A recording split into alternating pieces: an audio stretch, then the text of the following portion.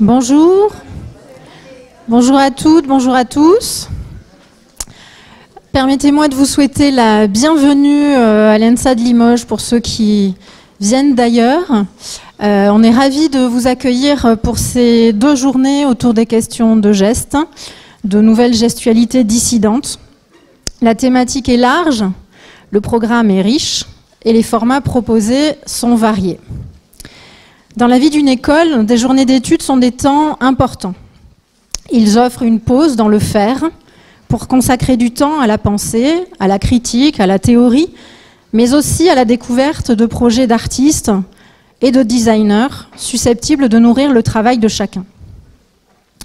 Car lorsqu'on parle de recherche en école d'art, de recherche-création, de recherche par le projet, quel que soit le nom qu'on lui donne, on parle bien d'une articulation entre la pratique, plastique ou en design, et la pensée critique.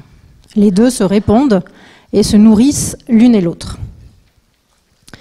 La question du geste en art est fondamentale car si la pensée est en action dans la création, le geste est bien celui qui met en œuvre, au sens propre comme au sens figuré. Mais je ne vais pas plus loin. Ces 2 journées nous permettront d'affiner la question. Je tiens à remercier ici Indiana Collet-Barquero et Emma Biget qui ont piloté l'organisation de ces 2 jours et qui ont pensé le programme dans une pluralité des points de vue et une diversité des formats.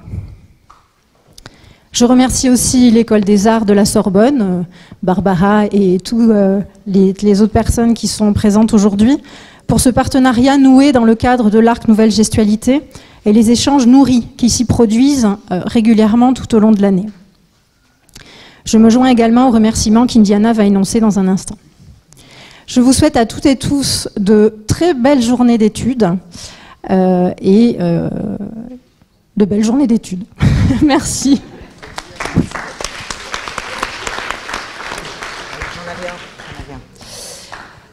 Bonjour à tout le monde. On voulait débuter ces journées d'études par des remerciements parce que vraiment l'organisation de ces 2 jours a demandé la mobilisation de toutes les équipes de l'ENSA. Donc ici, soit remercier toute l'équipe administrative dont la charge organisationnelle a été extrêmement conséquente. Virginie, Fanja, les Sébastien, Isabelle. Marie Fouillot, un grand merci pour l'organisation technique et la régie. Josiane, Josette pour tout le travail de communication. Karine et Viviane également au secrétariat pédagogique. Amaria et Frédéric, Magali, Benjamin Sebag, Fabrice, ainsi que Sarah Ford et Léa Houcton, nos étudiantes qui vont vous suivre et capteront ces 2 journées. Enfin, Françoise et Delphine, qui nous ont laissé toute latitude sur le contenu de ces journées et qui ont tout fait pour leur mise en œuvre. Donc qu'ici soit remercié toute l'équipe de l'ENSAD. Et un grand merci, oui, tout à fait.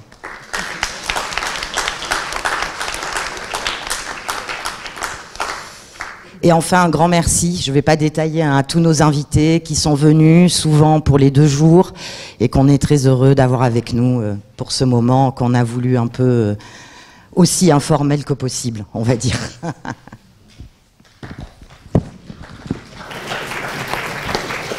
Oui, c'est bon. Est-ce que je suis entendable? Oui, ça va, je suis amplifié. Ok, eh ben, on va passer 2 jours ensemble à essayer de habiter / survivre à cet environnement. Les issues de secours sont ici et ici. On les a laissées ouvertes pour qu'on puisse regarder vers le dehors quand on en a besoin. On va parler principalement des gestes, on va écouter des personnes en parler, on va aussi en pratiquer un certain nombre, ça c'est surtout pour demain matin. Ce soir il y aura des vidéos, enfin bref, vous avez vu tout ce programme varié. Donc on va surtout utiliser la parole pour aborder la question des gestes, mais évidemment des gestes on est déjà en train d'en faire là maintenant. Par exemple, on est la plupart assises. Un certain nombre de nous sommes debout. Il y a certaines personnes qui filment, certaines personnes qui sont en train de regarder leur téléphone portable, certaines personnes qui regardent le plafond, qui boivent un café. Tous ces gestes contribuent à la disposition d'écoute dans laquelle on est plus ou moins toutes en train de se glisser.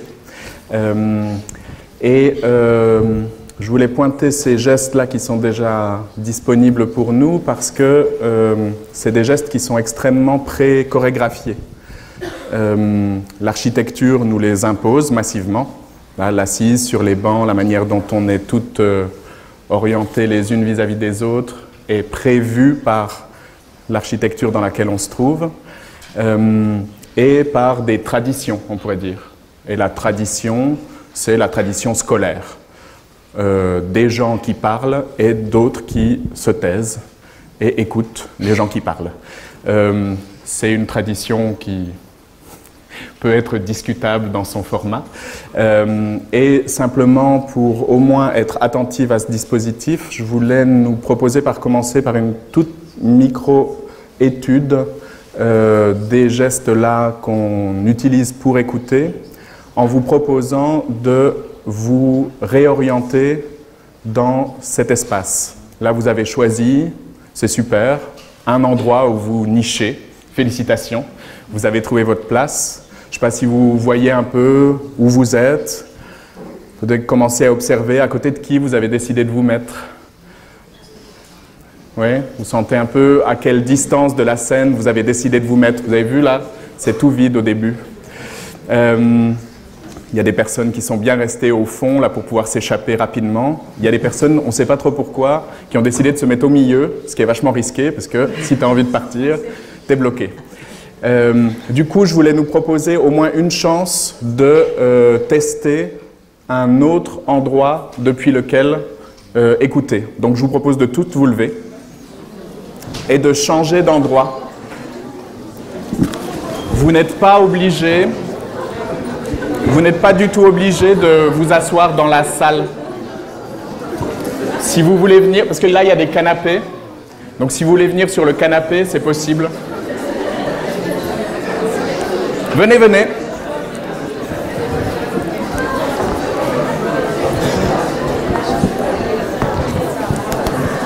Moi, je me mets dans la salle. Je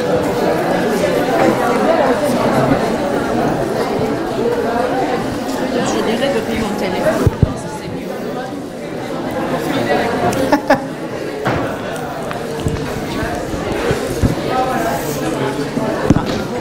Comme je ne le connais pas, je ne sais pas à quoi il ressemble. Le problème, c'est que je ne sais pas à quoi il ressemble. Là, on commence à observer pourquoi on ne fait pas ça en début de conférence. Parce que c'est le bordel tout de suite.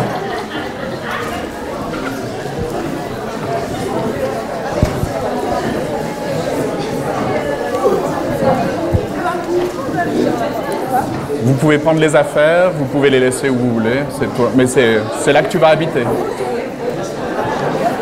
Choisissez bien, vous pouvez rester dans les couloirs. Vous mettre près du bureau, il y a un autre canapé aussi.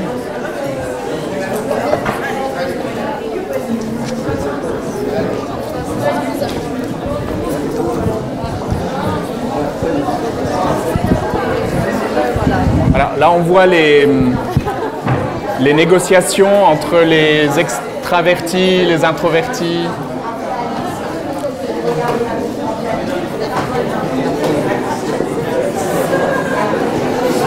Bienvenue.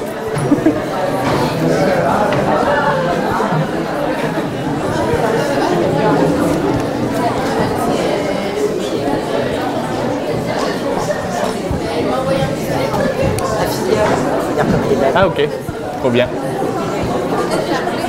Est-ce que vous êtes satisfait, satisfaite de cette nouvelle position?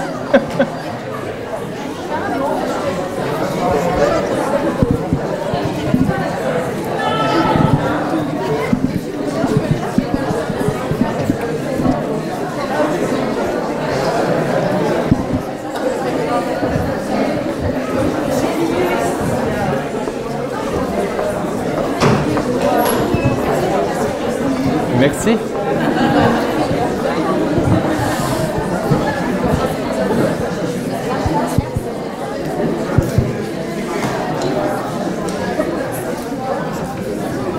C'est toujours troublant pour moi d'interrompre le moment que je trouve le plus délicieux dans une assemblée, c'est-à-dire le moment où les gens parlent entre eux plutôt que d'écouter la personne qui a le micro. Donc pardon de mettre fin à l'étude qui était en cours, qui était probablement juste vous qui aviez des discussions sur d'autres choses que ce dont on va parler. L'idée, c'est, on espère que ce qu'on va faire pendant 2 jours là va contribuer aux questions que vous vous posez en général. Félicitations pour vos réorganisations. Je ne sais pas si elles ont été dramatiques pour tout le monde, ou si vous êtes contenté de vous déplacer pour permettre aux autres de passer, ce qui est déjà pas mal. C'est une réorganisation possible. À tout moment, n'oubliez pas que vous pouvez changer les conditions sous lesquelles vous écoutez. La tradition veut que vous regardiez nos lèvres en train de bouger. Elle n'est pas une obligation. Vous pouvez regarder le plafond, vous allonger par terre, vous mettre à tricoter. J'ai invité les étudiantes à amener des accessoires de confort. J'espère qu'il y a suffisamment de coussins pour vous allonger et faire des siestes pendant qu'on cause. Tout ça est une option. Est-ce que ça va pour tout le monde? Vous vous sentez au bon endroit? Régulièrement, je nous rappellerai que c'est possible de changer de position. Ça foutra probablement un peu de bordel, mais c'est le bienvenu. Barbara? Oui. C'est à toi. Nous, artistes, enseignantes, chercheurs, nous nous inquiétons de la situation financière, administrative et politique de nos universités et de nos écoles d'art. Nous nous inquiétons du mépris que le gouvernement montre à l'égard de l'art et de la culture et des sciences humaines. Sans réelle visibilité sur l'avenir et avec un régime d'austérité en vue pour 2025 et pour les années à venir, notre fonctionnement en tant que chercheurs est mis en péril. Des coupes à 45% sur nos budgets, des postes gelés font de nous les victimes d'une discrimination du savoir. Nos actions prévues depuis longtemps sont maintenant réduites et fragilisées. Nous ne savons pas si nous pourrons les concrétiser. Les journées d'études, colloques, les publications, les expositions prévues nécessitent un travail en amont et un vrai soutien budgétaire et logistique.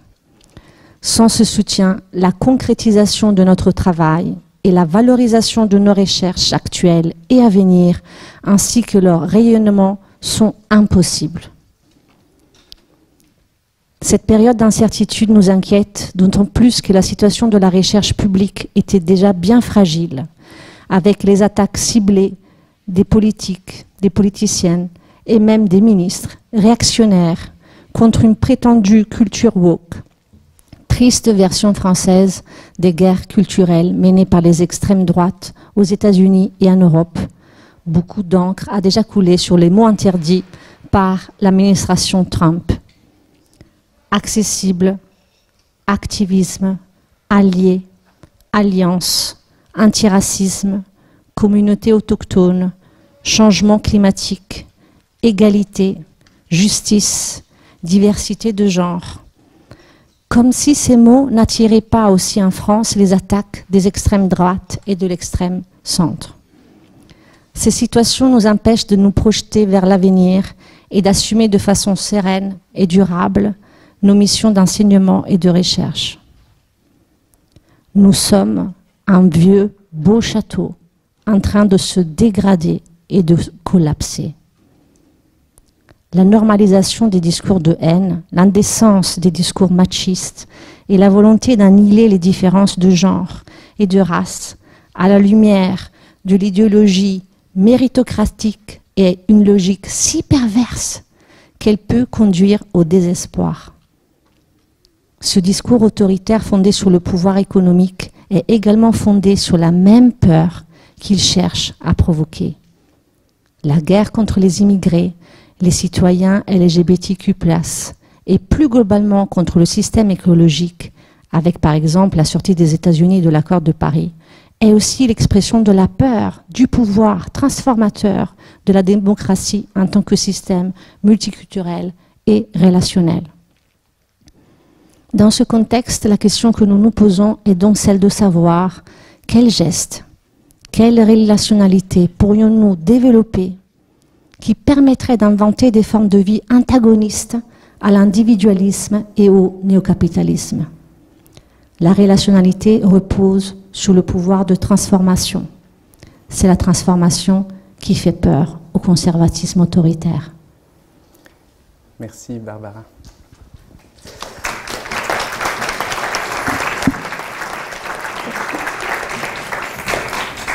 Alors, à l'intérieur de ce contexte, la question qu'on va aborder est celle des gestes. Alors, pourquoi considérer les gestes, et spécifiquement les gestes de la dissidence? Vous avez sans doute déjà entendu parler du mot performativité, qui est un mot un peu complexe et on ne sait pas trop quoi en faire souvent. Ça décrit le performativité, ça décrit la manière dont certaines paroles ont la capacité de faire exister des choses. Par exemple, si je dis la séance est ouverte, ou je vous déclare Marie est Marie, ou femme est femme, ou Marie est femme, enfin, toutes les configurations possibles. Le fait de dire cette chose fait exister cette chose. Oui, ça c'est un énoncé performatif. Un dire qui est un faire. On pourrait dire regarder les gestes, c'est regarder l'inverse. Oui, regarder des faire qui sont des dires. Regarder des manières d'agir qui produisent des idées, des nouveaux récits, des nouvelles manières de penser. Dans l'histoire politique récente, l'histoire politique du XXe siècle, il y a quantité de gestes qui sont des dires et qui forment le lit, le tissu de ce qu'on appelle activisme, et que vous connaissez sans doute sous des termes qui ont une formation lexicale bizarre, on leur ajoute un in. C'est les sit-in, les die-in, les kiss-in. Il y a aussi des sweep-in.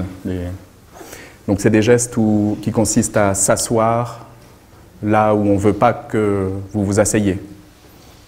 Des gestes qui consistent à s'allonger dans le milieu de la rue, dans des parcs. Des gestes qui consistent à s'embrasser, voire des gestes qui consistent à balayer dans l'espace public. Et c'est des gestes qui appartiennent à des activismes qu'on pourrait dire des corps minoritaires, des vies minoritaires. Les sit-in sont une des grandes inventions de l'activisme africain-américain contre la ségrégation, une affirmation simple et puissante du refus de la ségrégation des espaces consiste à aller s'asseoir là où on te dit que tu n'as pas le droit de t'asseoir. À l'avant d'un bus plutôt qu'à l'arrière, dans un diner qui est ségrégé et réservé aux blancs, etc. Les die-in, c'est peut-être quelque chose que vous avez déjà vu massivement, qui sont nés dans les protestations contre les guerres et qui consistent donc à s'allonger collectivement dans la rue pour signaler le compte des corps massacrés. Une manière de nommer, de rendre visible la mort produite systématiquement. Et là, on voit comment il y a les deux choses à la fois. Le geste consiste à bloquer un espace, mais aussi à raconter une histoire. Je m'allonge, je bloque l'espace n'est plus utilisable, mais aussi je dis une histoire, celle de la violence systémique, produite soit par un système de guerre, soit par un système oppressif. Il y a aussi des gestes qu'on pourrait presque dire festifs ou de revendication, les kiss-in, qui sont notamment déployés dans l'activisme SIDA et l'activisme PD, l'activisme GWIN, qui consiste à se rouler des pelles dans l'espace public comme une manière d'affirmer la valeur des vies homosexuelles, des vies qui produisent une intimité simple dans l'espace public comme résistance à des lois qui les interdisent. Les sweep-in, beaucoup moins connus, sont des actions dans l'espace public produites par des travailleuses du sexe et des personnes trans dans les années 70 qui protestaient contre les balayages des rues policiers. Et plutôt que de dire « nous sommes les déchets que vous avez besoin de balayer », les activistes trans et travailleuses du sexe se mettaient à balayer les rues en disant « nous sommes prêtes à prendre soin de nos quartiers ». Et nous ne sommes pas les déchets, vous les laissez derrière vous. Une sorte d'activisme écologique en même temps que contre la brutalité policière. Alors je raconte tout ça comme une manière un peu de nommer ce qui pourrait s'entendre derrière l'expression geste dissident. Vous avez peut-être lu dans la description initiale de ces journées, et d'ailleurs je crois que ça se voit encore à l'écran, dissident, ça vient du latin, dissidere, s'asseoir à côté, s'asseoir pas au bon endroit. Donc être dissidente, en ce sens-là, pratiquer la dissidence, c'est pratiquer une manière de ne pas habiter le lieu qui t'est assigné. Oui, de faire exister, autrement dit, d'autres manières d'habiter. C'est un peu cet objet de recherche qui conduit, qui sert de fil rouge à l'ensemble des interventions de ces 2 journées. Et je laisse Indiana nous en parler davantage. Très rapidement, quelques mots effectivement. Si le terme gestualité met l'accent sur l'importance accordée au geste comme acte fondamental de création, de production et d'interaction avec le monde, et là je ferai référence à la phrase de Merleau-Ponty, où les gestes se confondent avec la structure du monde, il convient également de souligner que ce sont pour ces mêmes qualités que des dispositifs de plus en plus sophistiqués sont imaginés pour les conditionner, les anticiper et les contrôler. Alors interroger les possibilités d'une résistance active et inventive au travers d'une dissidence gestuelle, créative et critique, semble faire sens, et particulièrement dans le contexte de notre école. Ici donc, le geste s'entend alors comme un espace d'autonomie et d'inventivité pouvant offrir une réponse aux dispositifs de contrôle et d'asservissement qui structurent aujourd'hui nombre de nos interactions sociales et individuelles. Les nouvelles gestualités dont il sera question durant ces 2 jours nous orientent de facto vers une réflexion explicitement tournée vers les mutations actuelles des gestes. Elles invitent à examiner la manière dont les pratiques gestuelles se redéfinissent aujourd'hui, autant dans le rapport savoir-faire traditionnel, nouvelles technologies, qu'aux défis socio-écologiques contemporains. Une réflexion située à la marge des savoirs hégémoniques qui peut ouvrir une voie périphérique au récit des gestualités. Faire, terme directement relié au geste, se déplace du cadre conventionnel qu'on lui donne et s'enrichit ici d'une capacité d'action dans laquelle peuvent se rejouer les rapports partagés au commun, aux ressources, au savoir-faire et au corps qui l'engage. Ici, nous pouvons remettre en question les frontières traditionnelles entre art et vie, car nous savons que les gestes sont autant d'occasions d'expériences esthétiques.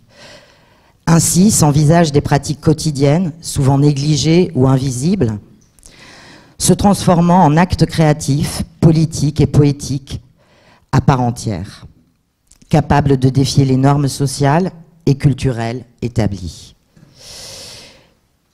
Une focale est particulièrement mise dans ces journées sur les nouvelles gestualités numériques, qui sera donc l'objet pour une partie de cette matinée, qui bricolent des formes et des pratiques hybrides et imprévues, dont les expressions relèvent de critiques sous-jacentes souvent. Ces gestualités-là déportent notre rapport à la technologie et nous proposent de concevoir un futur en contrepoint aux dérives possibles. Un futur qui sollicite d'autres logiques par rapport aux modes dominants de pensée et de production. Nous manquons de poètes techniques, nous disait Gilbert Simondon dans son entretien sur la mécanologie en 1969. Quelle forme et quelle réponse pouvons-nous donner à ce constat? Pouvons-nous imaginer un monde du non-A dans lequel de nouvelles gestualités seraient accueillies dans toute leur complexité aventureuse, expression d'un monde qui ne se résout pas à capituler.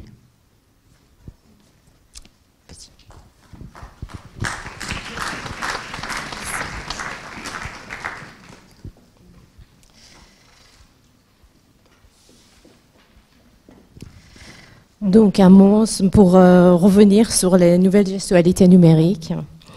Et notamment la co-organisation de cette journée par l'ENSAD de Limoges et l'École des Arts de la Sorbonne et le projet Desmartes, Création, démocratie et numérique, de l'Université Paris 1, pour lequel j'œuvre aux côtés d'une équipe des artistes, des enseignants, chercheurs de l'Université Paris 1, Barbara Formis, Miguel Almiron, Yann Thomas, Aurélie Herbet, Camille Saninesi et d'autres, sous la responsabilité de Sandra Logier. Il est question dans ce projet aussi, dans cette collaboration, notamment de nombreux échanges étaient à l'origine de cette journée. Aussi la partie, en tout cas la partie là où nous avons contribué aussi avec les collègues ici, qui ont donné lieu à des séminaires, à des événements artistiques, mais qui cherchent à apporter une réflexion sur les enjeux de numérique dans la création contemporaine et les formes de gestualité qu'il engendre, notamment comme ce sont dans les axes de projet Desmarthes qui associent pragmatisme et méliorisme dans une approche esthétique transactionnelle, et qui questionne particulièrement le rôle du numérique dans la création, dans la manière dont il reconfigure nos créations et sa transmission. Et comment le numérique influence nos pratiques et les modes d'expression corporelle et les formes d'engagement collectif, tout en ouvrant la voie à une conception plus démocratique et partagée des arts. Merci.